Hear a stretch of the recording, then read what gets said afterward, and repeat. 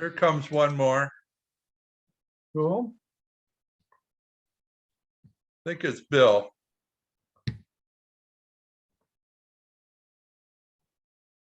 Yep. Hey, how you doing, Bill? Welcome. We're just about to get started.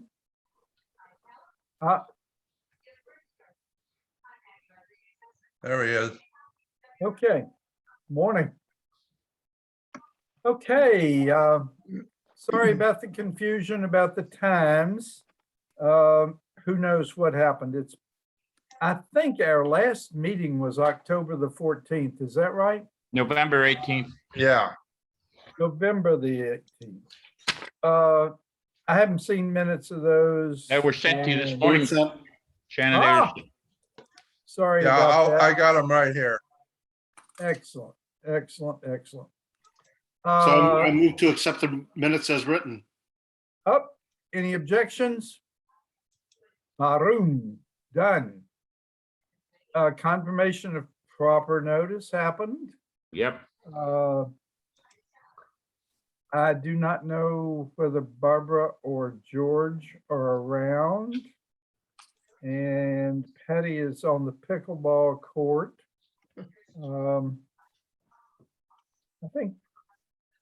I'm hoping that maybe Steve Abul will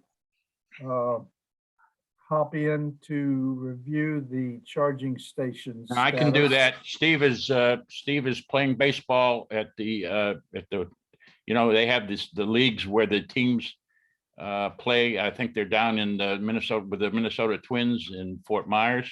And he plays Yes. all week long in the league there. Good Fantasy league. gracious. Fantasy league.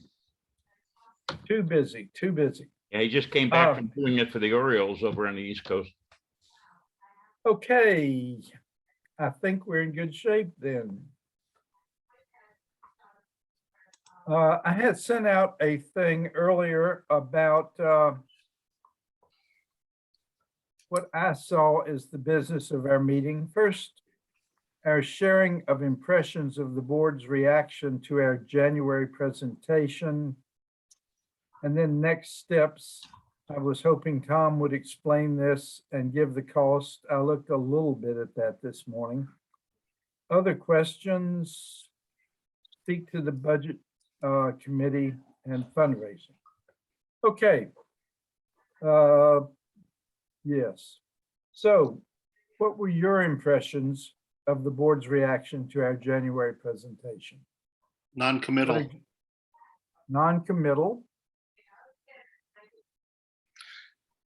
It's I thought- it's interesting that for the this issue and what was the other big issue that we talked about in the board meeting? Trucks. What? Trucks. Trucks. And flooring. Flooring was the other. Flooring was the one I was talking about. That they were non-committal and wanted to sit back for us to generate more information. But for us, we've generated the information and we can make it available to them, but they're not going to read it anyway. So it's going by recommendations of the committees, the building committee for the flooring, the energy committee for the energy related stuff. And then it's, I was disappointed with the outcome. Yes, I thought they might simply have said, ho hum, let's not worry about this. So I was mildly encouraged. Okay. I think that sort of fits into the non-committal category as well. Other impressions, John, Me? Chris? I- If you don't I- have any, that, Yeah, I fall under the same circumstance. I would have hoped a little more impetus than just referring you to the budget committee. A couple more favorable comments, I think, would have encouraged us. But it is what it is. I hate to say something like that. So Yeah, I have a okay. question for you, John. Wouldn't this have to be voted on before it's referred to the budget committee? I'm just wondering. No, not necessarily, Tom. what I got, the scenario I see is that you would propose it and propose a cost and even maybe a track of payment. And then it would be up to them to include it in the budget package or not include it, but report when they report the budget package to the board that's on the table for board discussion, even if they didn't accept it. I can't see why they wouldn't accept it and then put the onus back on the board, but you know, history, I mean, future. But how do you include it? How do you include anything in the budget without presenting it to the association to vote whether or not they're interested?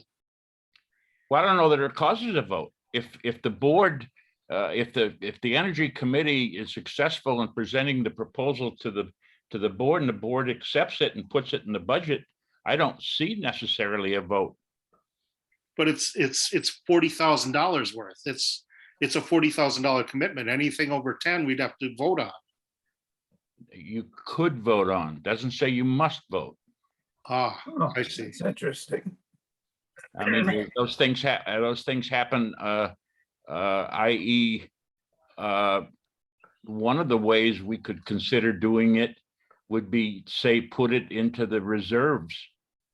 Get somebody to agree that, okay, it won't be tomorrow, but in 3 years we could collect the $45,000, make it fairly palatable to the people, and then it's just like putting a roof on or anything else. It's just a project that the board have approved. I mean, people can fight it in the budget, you know, committee or have it removed. But to me, the best way of funding outside of an angel coming and dropping money into us would be to ask them to, you know, to do a 3 to 4 year reserve. Yeah, Okay, I hope you will include that information in minutes, John. That would be very helpful. Mhm. Sue, we're talking about impressions of the board's reaction to our January presentation. Tom,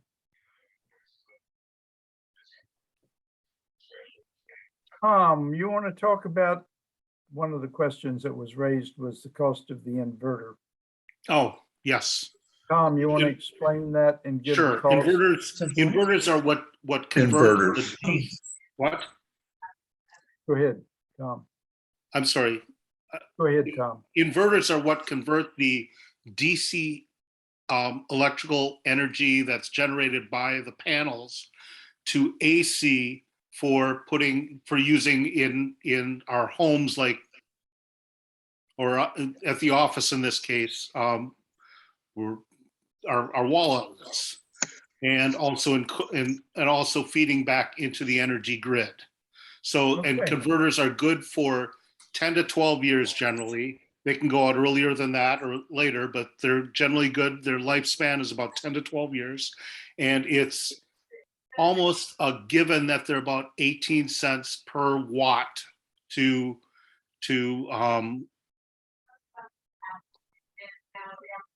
buy.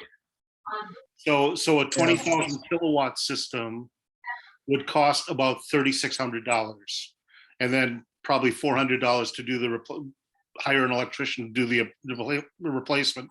So about $4,000 every 10 years, 10 to 12 years. How many watts do you think we'd need? Well, the proposal that Solar put together, I think, was 20 kilowatts. Okay, But so, I'd have to pull up those numbers again. I was just going by round numbers from. sure. So a general rule of thumb is 18 cents per watt.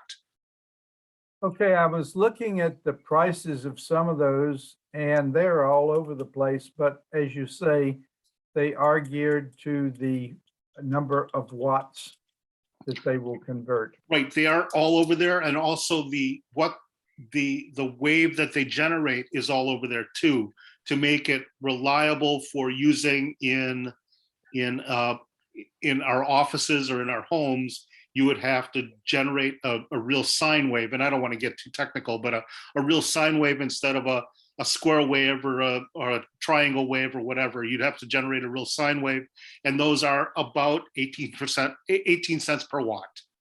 Why did none of our consultants include that in the cost?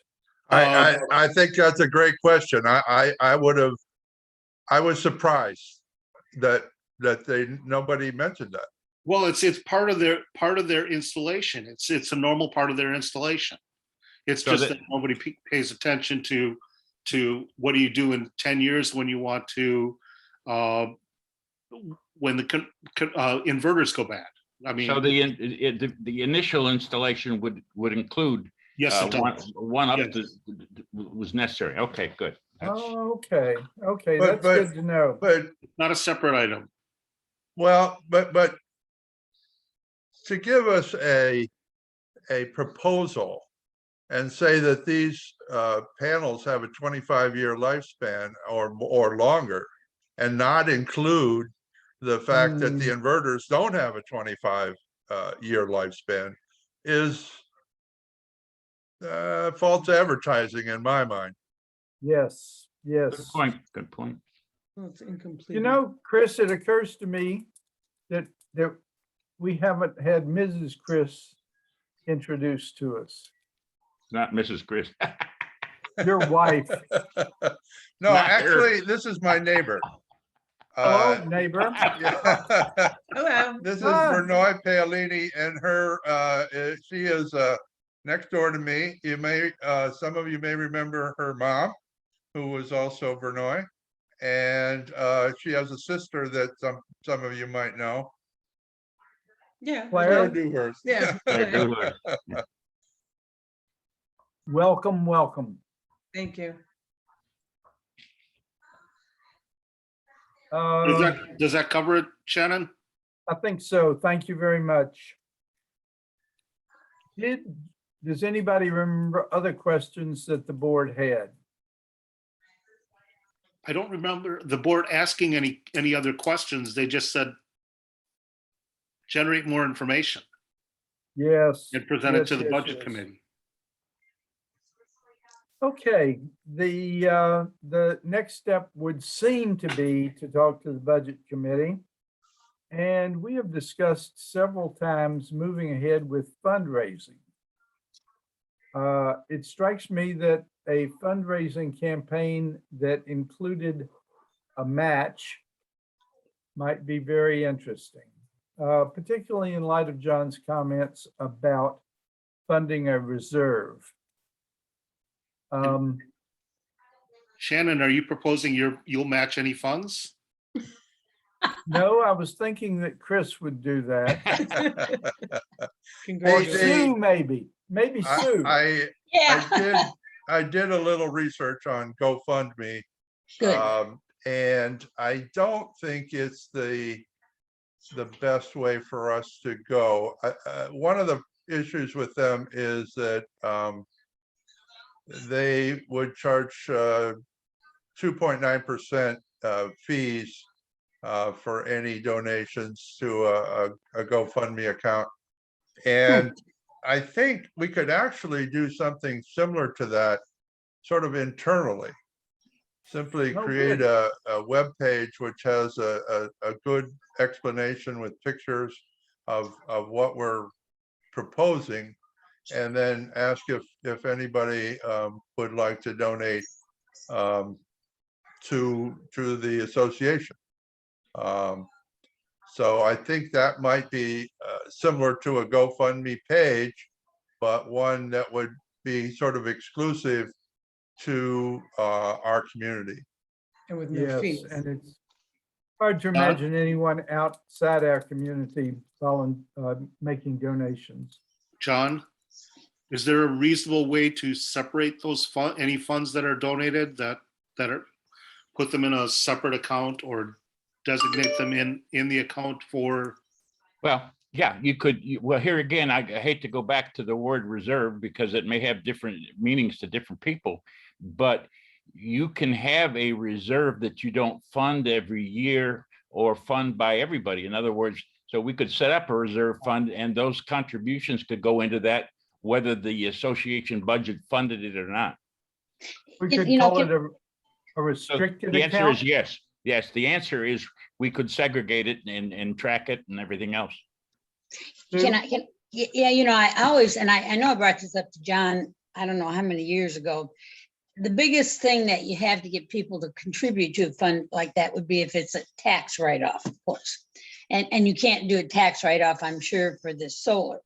I don't think. I mean, that No. would be the biggest way to get people to do that. But remember, we are a reserve. And I don't know if there's any way that you can contribute to a reserve. And John, do you remember when we talked Yeah. about this years ago, if there was any way that you could make contributions to that?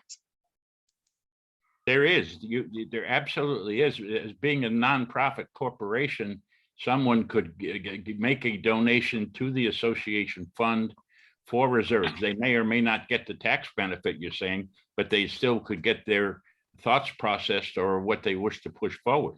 But we could maintain a reserve account sequestered from the the actual funds. We could track it. It might not even be a bad idea to put it all in the funds to help grow the interest. But like I say, we can certainly track it. It doesn't have to be funded by the association's budget each year. It could just sit there and people make a donation if they felt like it.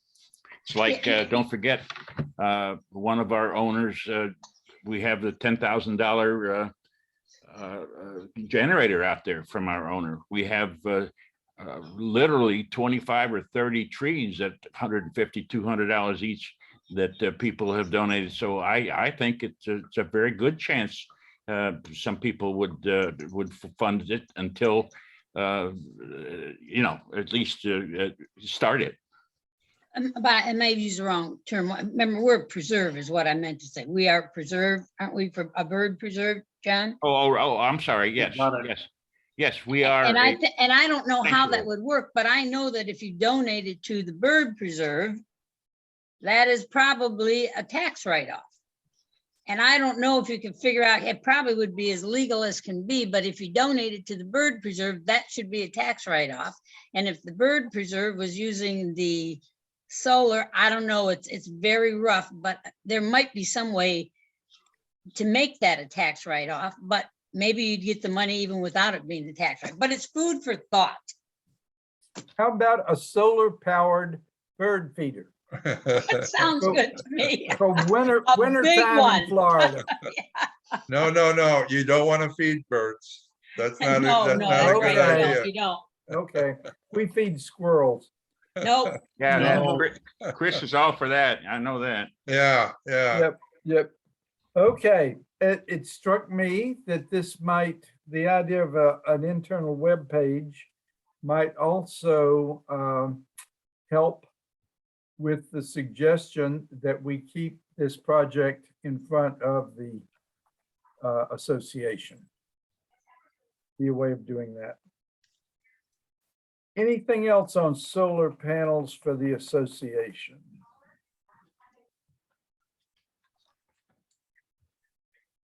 Shannon, Yes. did you ever speak to Michael McKechnie about the solar power? Oh, I'm embarrassed to say that I found my note to do that.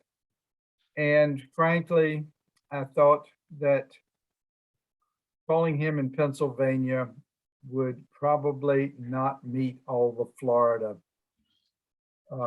standards. So, no, I didn't. So who's Michael McKechnie? He is Claire Dewhurst's nephew. Cousin, it's our Cousin. cousin's son.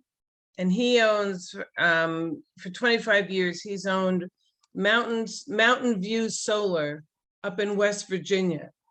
Michael testified before the International Trade Commission when China was trying to basically take over the manufacturing of all of the solar equipment.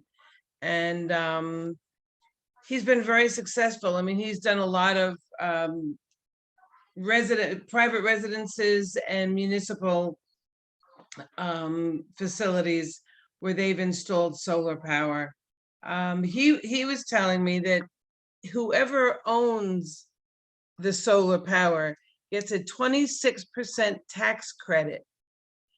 And as Chris pointed out to me, which I never thought of, because I thought, well, that could be an individual credit, except that we don't own the roofs of our condos.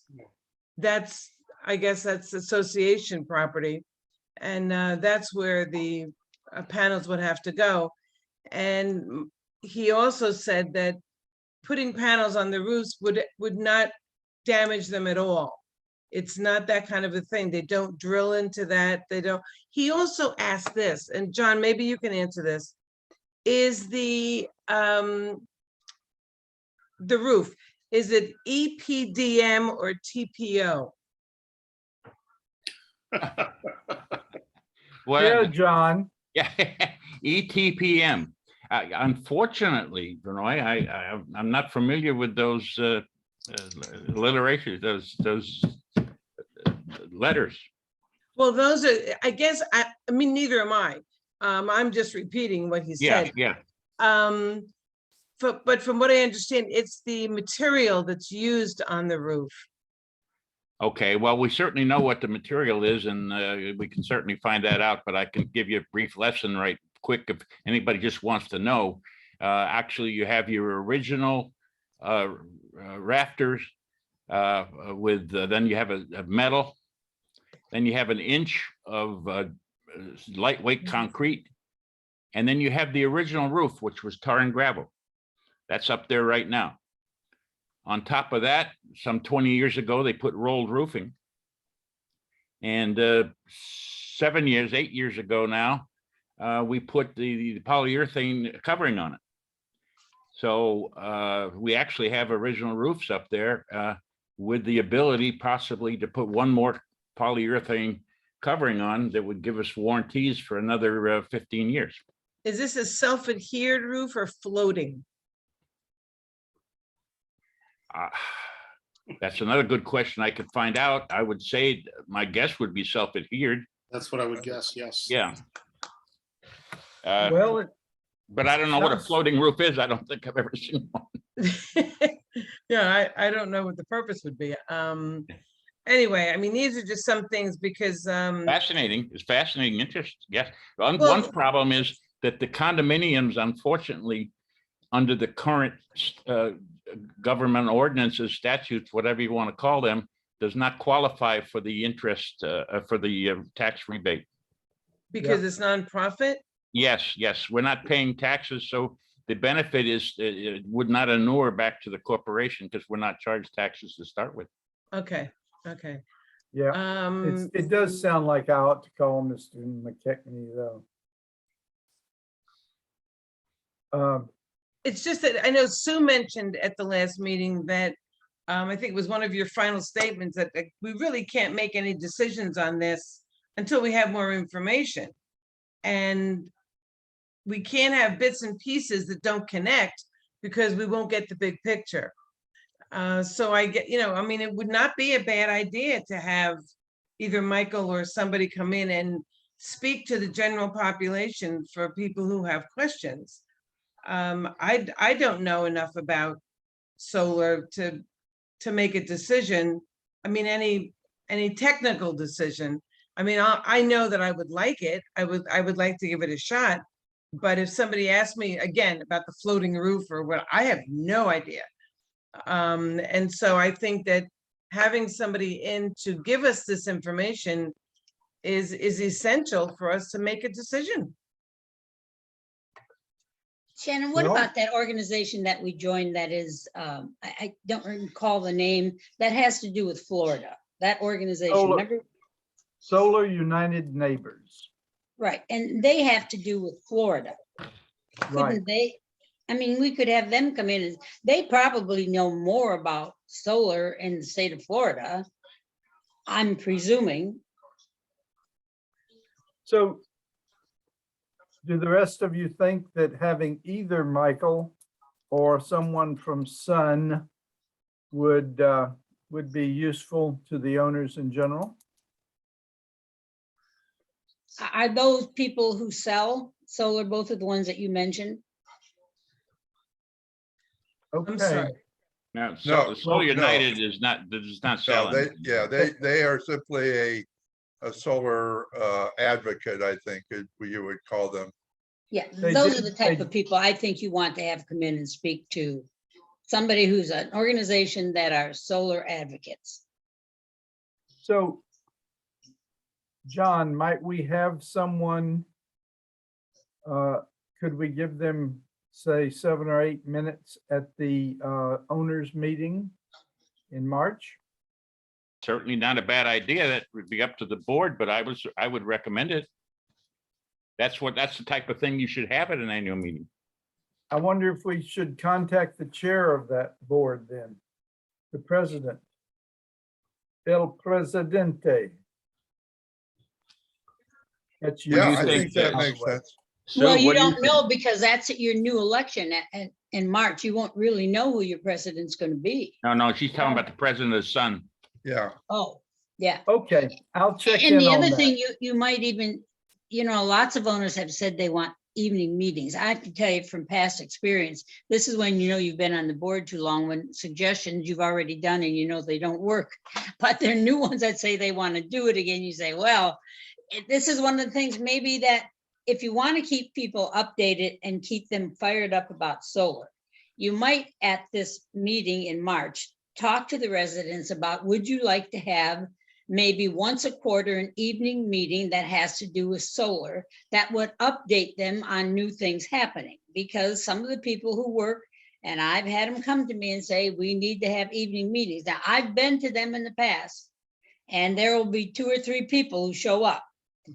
I mean, I'm only throwing out ideas for you, but Well, those are things that it people say. seems to me that having it at the annual meeting itself in the afternoon makes sense. If I remember, I do too. when I first, started going to annual meetings, we had presentations by various different groups. I know we had Bright House there one time. We had other people that had made presentations at annual meetings. And so I don't see Sheriff's why we been couldn't there, have And I somebody. agree, and maybe I said, I agree, we should have it at the annual meeting, but then maybe at the annual meeting, you ask the residents, would you like to have another meeting and maybe, in 3 to 6 months, maybe an evening meeting? But I definitely would agree that you need to do this at the annual meeting. Okay, I will follow up on that. Moving on to EV charging. Bill, you had a number of questions about this. Incidentally, you're muted. And John has said that he can update us on where the EV charging stations proposal is. Okay, do you wish to have Bill speak first, or do you want to just get an update for what I have? Either way, it's fine with me. Why don't you give an update? And then Okay. Bill, you raise your specific questions. Okay, we had hoped that, when I say we, Steve and I have been working on this together. As you know, we proposed to put the station out front with the lines underground. And we had hoped to make the connection directly off of the box that's in the front of your unit, that's in the courtyard of each unit. The meter, yes. Mhm. Well, not the meter, but there's the massive breaker, a big breaker there that it comes off the meter. And we'd asked the electrician to go out and take a look at it. He thought it was possible. Unfortunately, just information I was just able to get yesterday was that he had a county inspector come out, and the county inspector said, no, Why? not under the way that the electrician had proposed it. But here again, some of you may be more intimately knowledgeable concerning this breaker box. But the electrician said he is in contact, or has tried to contact, and is expecting information back from the manufacturer of the device that's in the wall, allowing him to do it in a way that he said, in other words, there's still a way to contact it if the manufacturer agrees that it won't void the warranty. or it's designed to work in that way. But the way he understood that he could do it, the county said no. So school's still out. The negative part is if the manufacturer of this meter says, no, you can't do what the electrician is proposing, then it would have to go into the house and it gets much more expensive. It would have to come out, any feeder station or power to any station would have to come from the meter box in the house, which considerably adds expense. Thank you. Hopefully you understood that. So that's resting with whose decision, John? We're waiting to hear from the manufacturer of the meter that's currently installed. That is the main transfer. In other words, you've got the meter. Breaker is the word I meant to use. You got the meter. It goes to a mega breaker. From the breaker, it goes to the breaker box where the lower breakers are.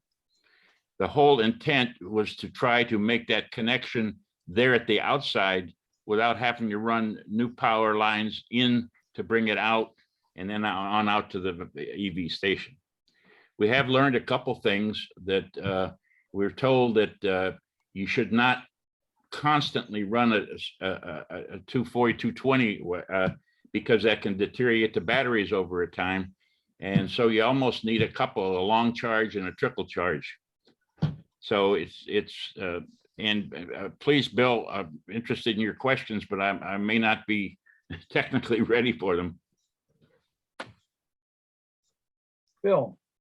Yes. Yeah, that pretty much makes the expense of installing the EV charger much greater if you have to run back to the breaker panel that's in your unit. You are It sounds correct. like that's what they're telling us they have to do, or that the electrician will have to do. That's what we're trying to avoid. But yes, that could happen, Bill. You're Yeah. correct. And yeah, it'd be nice if you could do that, but I don't, it's to be determined if it can be done the way we have now. Yes, sir. Okay. It gets even more complicated if you're an upstairs unit then. Okay, yeah. Oh, yeah. Well, yeah, a little bit, but I mean, so you got more wire. That's Yes. and you may have something running outside, and it may not be feasible or palatable to aesthetics. Who knows? But those things would have to be worked out. But he is working on it, and he told me that he may have something by next week, so we can Good. report it. Under your committee report, Shannon. Great. Still progressing. Has anybody Yep. thought of having 220 brought from the main transformers that's in each of these, it's in each cluster of condos to a separate, there'd be a new circuits installed, a new metering device for FPL, and that new metering device would be assigned to somebody to have to pay for, and it would be theirs to use as a charging device, and it would kind of get away from having to drag the power from their condo to the charging station. Said it would have to be dragged from that single transformer, whatever that thing is that provides the 220 for all the condos, and install a new circuit for each charging station. It would also mean that electric cars would have to be parked fairly close to that main transformer that comes into this condo cluster. Well, to answer your question, it has not been investigated by the association, but as you probably know, Bill, we have one EV station installed by an owner here, and they did exactly that, but he had to put his own meter in, and the power then came from the transformer to the meter in the carport, and his cost was close to $4,000. Yeah, I can see that.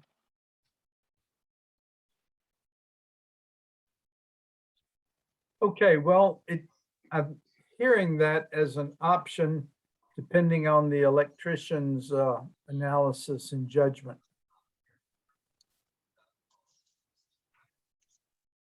Okay, anything else on EV chargers? I wondered about the individual solar units, whether we have any additional information or opinions about those. I think that sort of backburnered that, but it doesn't, I suppose, hinge on people's accepting the office solar installation. It does or does not. It does not.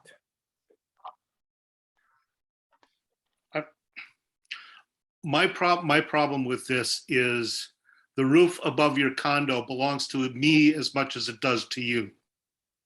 And it is the association's roof. It is not your roof. Right. And if you put up solar panels, or you get the okay to put up solar panels above your unit, and you sell your unit 5 years from now, I think we're opening a lot of potential negatives here. Tell me what the negative of selling the unit 5 years from now would be. Then the new owner would have to assume ownership of, not only would you have would the association no longer own that roof because you'd be owning it, you'd be maintaining it, but the next owner would also be in charge of maintaining that roof. Yes, I could see that as an asset as well as a liability. Do we, excuse me, Shannon, Sure. do we know of any other condo associations that have addressed this issue? Oh, that's a great idea.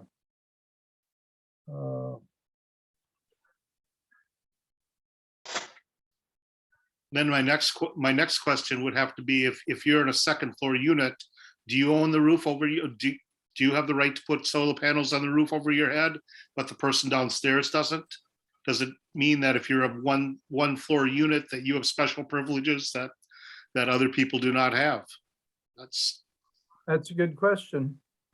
Who would like to investigate how other condo associations have dealt with this? I'll try. That'd be Yeah, great. I will too. Yeah, I'll try. Okay, Chris and John, wonderful. Seems like that's where we should go next. And I think that's a good idea.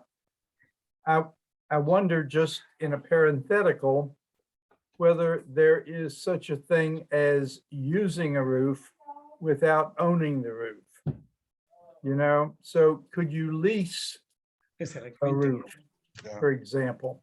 Well, I am hearing bits and pieces, and nothing's in that I can find, and hopefully my research may discover this, but I'm hearing through the grapevine at least that if someone asks to do it, you almost can't prohibit it. Right.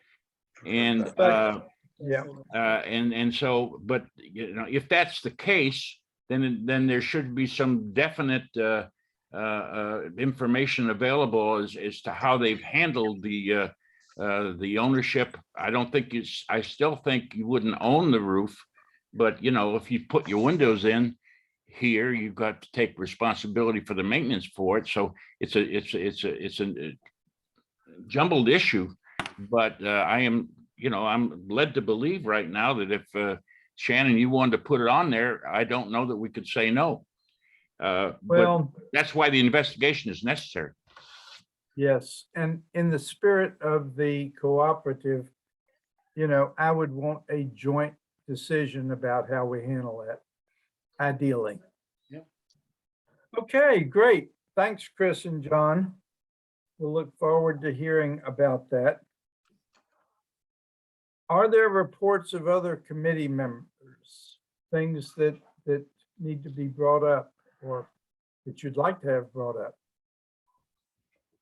Well, one of the things that I've actually discussed briefly with Tom and John before we got started was an article about a legislative proposal to, I guess Tom said, drastically change net metering.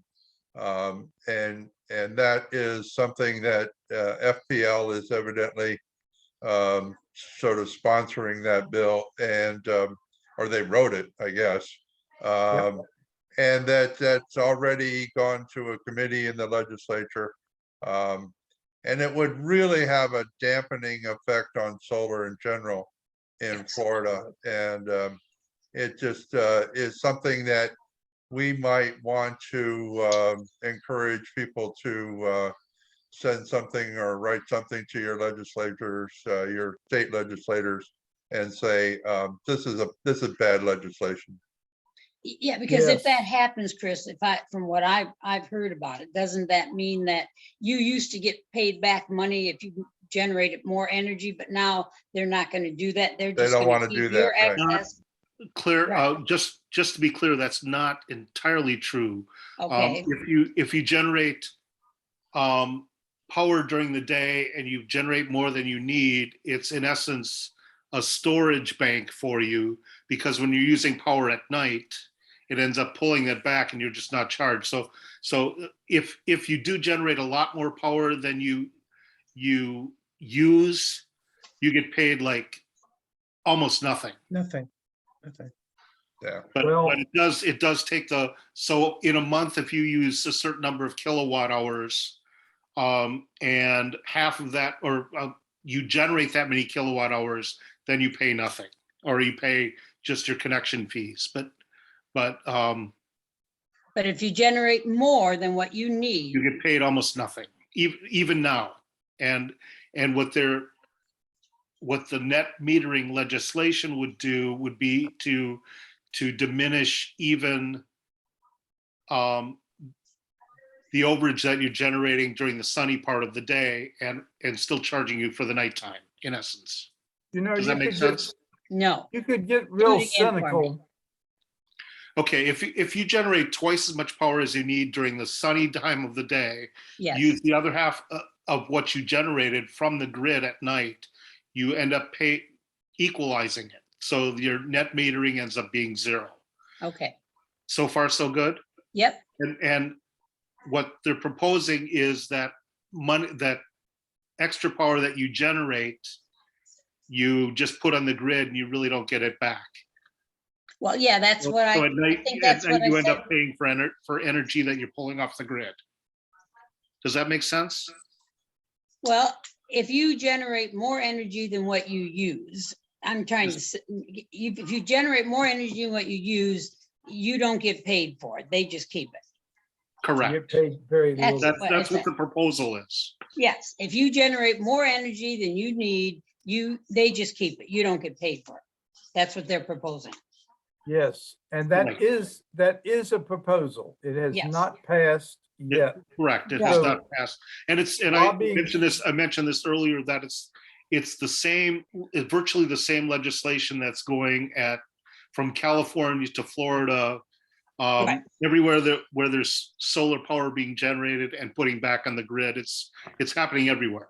It's virtually And the same legislation.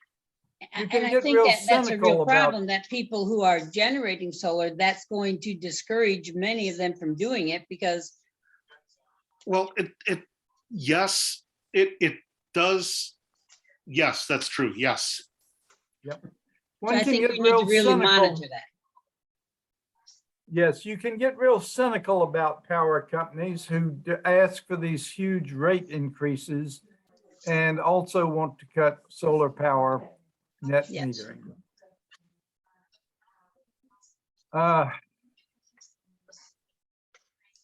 Other items of business.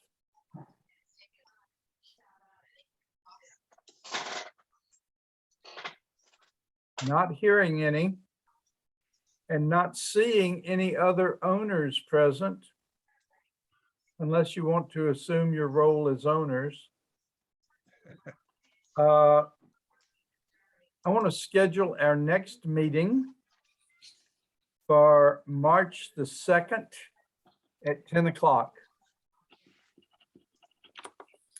March 2, 10 o'clock. Works for me. I think that's in front of our board meeting, our annual board meeting. And if we have something to bring up to the board, that would be good to at least talk about at that time. Aren't you gonna try to have a speaker then in place for the March? I will investigate that.